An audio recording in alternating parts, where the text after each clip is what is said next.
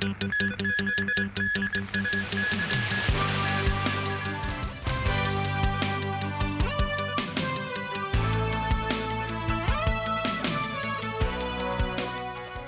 evening, and thank you for joining us.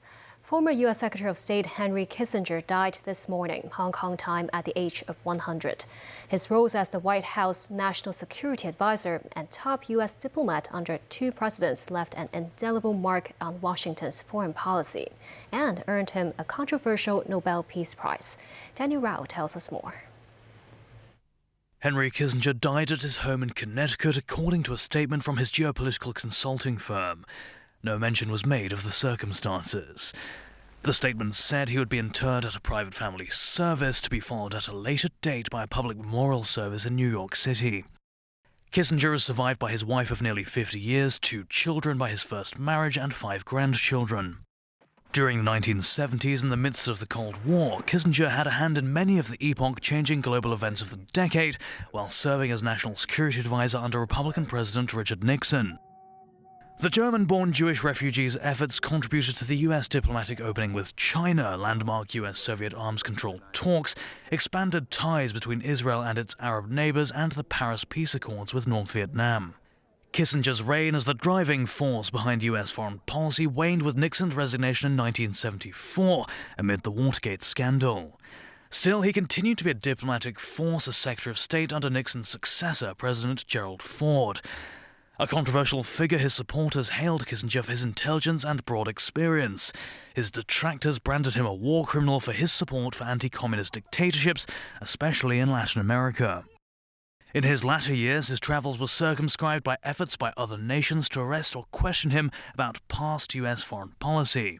His 1973 Nobel Peace Prize, awarded jointly to North Vietnam's Le Duc Tho, who would decline it, was one of the most controversial ever. 2 members of the Nobel Committee resigned over this election as questions arose about the secret U.S. bombing of Cambodia. Kissinger had been active late in life. He founded his own consulting firm, attended meetings in the White House, published a book on leadership styles, and testified before a U.S. Senate committee about the nuclear threat posed by North Korea. In July 2023, he made a surprise visit to Beijing to meet President Xi Jinping. Reaction to Kissinger's passing was polarized. Many paid tribute, including former U.S. President George Bush. Bush said America has lost one of the most dependable and distinctive voices on foreign affairs. U.S. Secretary of State Antony Blinken said Kissinger really set the standard for everyone who followed in this job.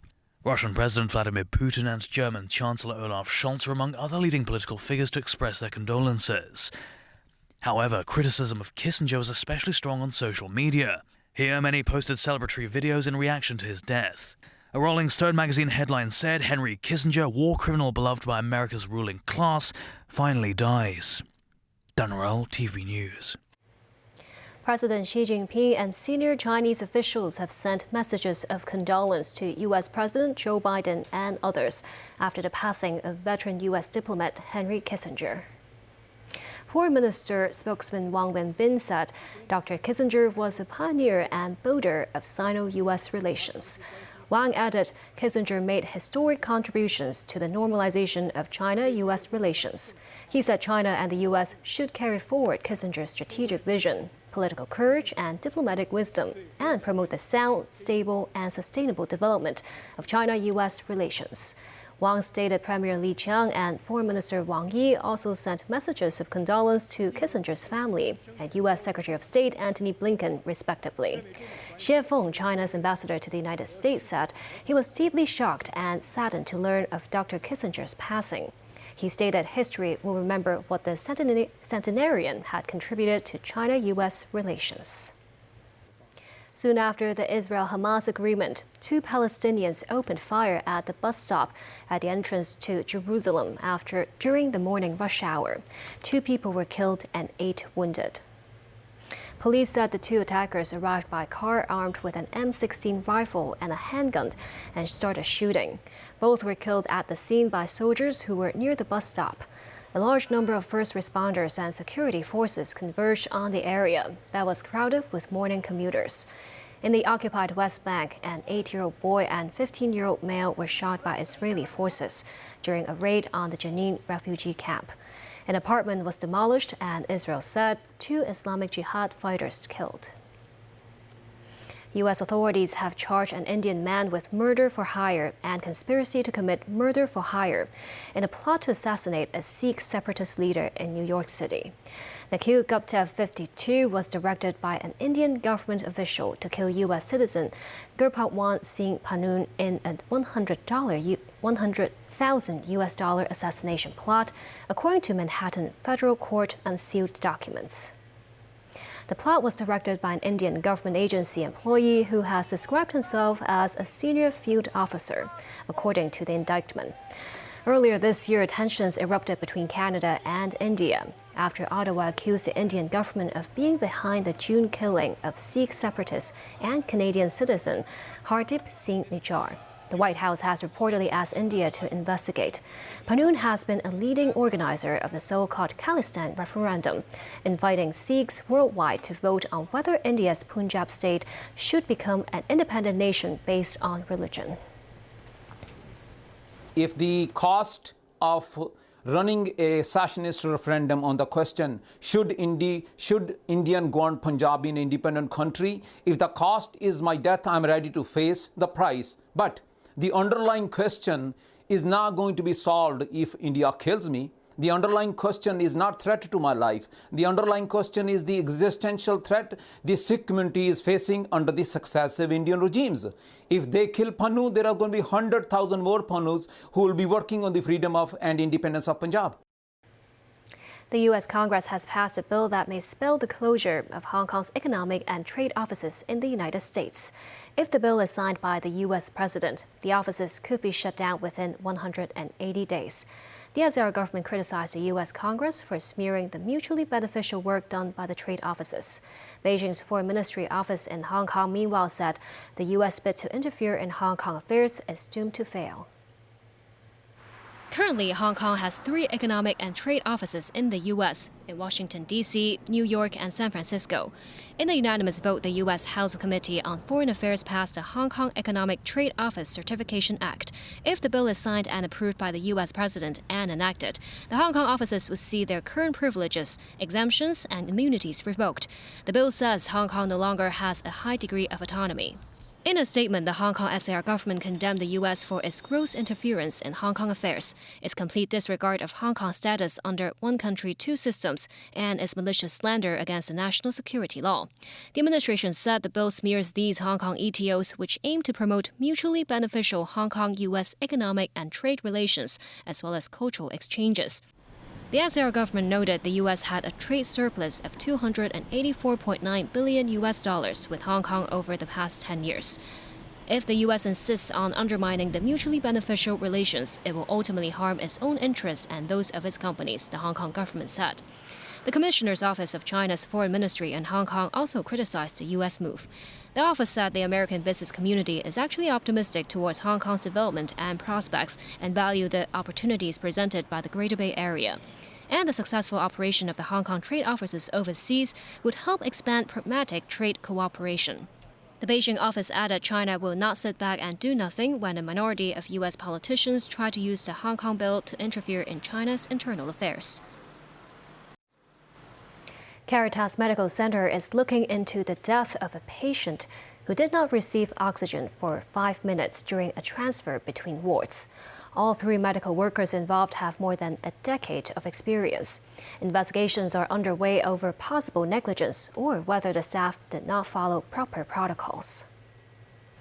The 79-year-old patient who had ulcer and hernia issues was set to undergo an eye operation on Monday. He took medication because of a stomachache early Tuesday, but his condition worsened at around 9 a.m. with lowered blood oxygen saturation levels and blood pressure. His condition improved after receiving oxygen supply, only to see his consciousness and blood pressures deteriorate after 2 hours. He was later transferred from the eye ward to the intensive care unit at 11:10 a.m. The 2 wards are located 3 floors apart. He then received oxygen through an oxygen cylinder, but the patient's blood oxygen level suddenly plummeted by more than 10%. The medical staff attempted to increase oxygen supply. The whole transfer took around 5 minutes, but the oxygen cylinder used during the transfer was later found to be not opened. After resuscitation attempts failed, the man died. This is the brand of oxygen cylinders involved. It should be unscrewed from the left, The hospital said the protocol of usage has been clearly written, and medical workers have to check if the air valve is open. If opened, the cylinder will have puffing sounds. But even when there is some sound, it doesn't mean the cylinder is open, the hospital admitted. The Caritas Medical Center said an eye doctor and 2 experienced nurses were involved in the patient transferal. All 3 have more than 10 years of experience. In the press conference, when asked who would bear the responsibility, the hospital stressed it's a team's collective duty. It stressed the patient's cardiopulmonary condition had been weakening before the transferal, even though he could breathe on his own with his airway unblocked. After the incident, the hospital authority has ordered to place an instruction card on each oxygen cylinder and will introduce smart oxygen cylinders in future. Still ahead, an exhibition on China's manned space missions open at the Museum of History. The city's first hydrogen fuel cell bus set to enter service in January at the earliest. And geographical constituency voters reminded to place just one take on their ballots during the coming district council elections.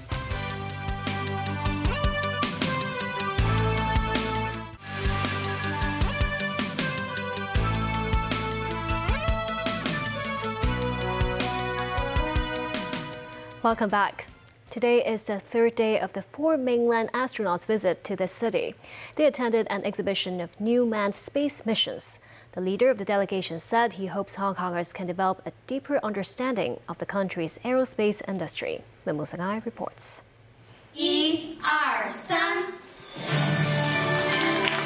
On the 3rd day of the mainland astronauts' visit to the city, the 4 Shenzhou astronauts and the leader of the group, Lin Xingchang, attended the opening ceremony of a new space exhibition.